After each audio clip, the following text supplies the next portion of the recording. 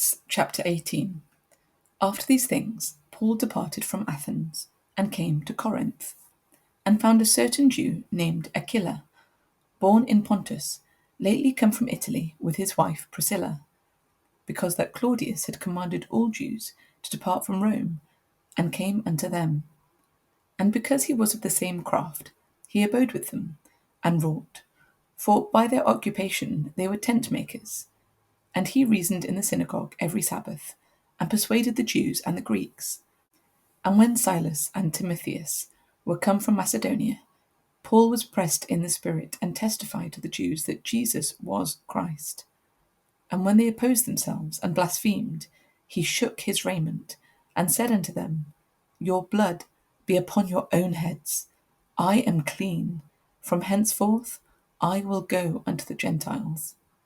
And he departed thence, and entered into a certain man's house, named Justus, one that worshipped God, whose house joined hard to the synagogue. And Crispus, the chief ruler of the synagogue, believed on the Lord with all his house. And many of the Corinthians hearing believed, and were baptized. Then spake the Lord to Paul in the night by a vision, Be not afraid, but speak, and hold not thy peace. For I am with thee, and no man shall set on thee to hurt thee, for I have much people in this city.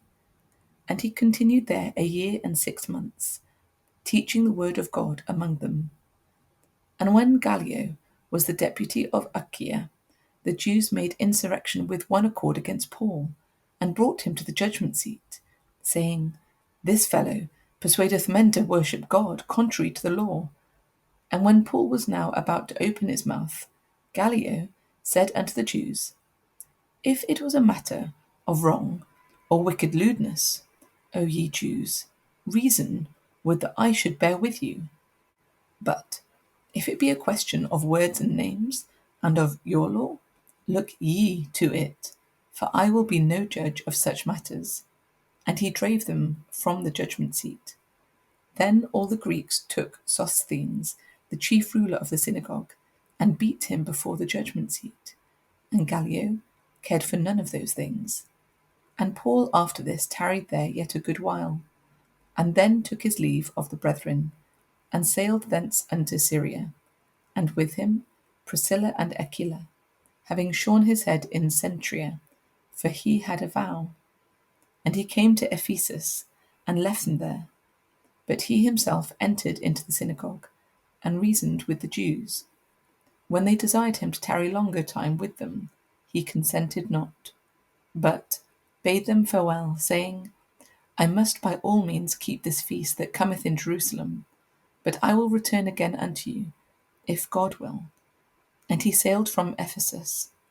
And when he had landed at Caesarea, and gone up, and saluted the church, he went down to Antioch. And after he had spent some time there, he departed, and went over all the country of Galatia and Phrygia, in order, strengthening all the disciples.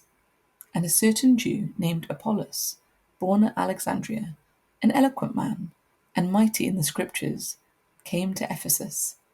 This man was instructed in the way of the Lord, and being fervent in the Spirit, he spake and taught diligently the things of the Lord, knowing only the baptism of John.